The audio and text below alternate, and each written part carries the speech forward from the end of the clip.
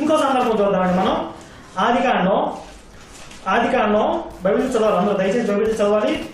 19వ అధ్యాయం, ఆదికాండంలో 19వ అధ్యాయం 32, 33 వచనాలు చూద్దామండి.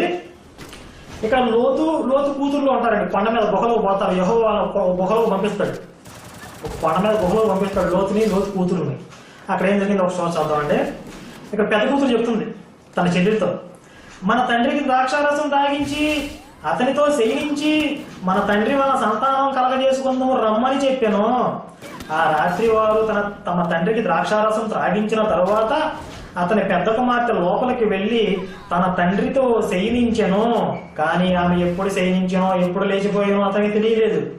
మరునాడు అక్క తన చెల్లెలిని చూచి, నిన్నటి రాత్రి నా తండ్రితో నేను శయనించి తిని, ఈ రాత్రి అతనికి ద్రాక్షారసం త్రాగించి తర్వాత నీవు లోపలికి వెళ్లి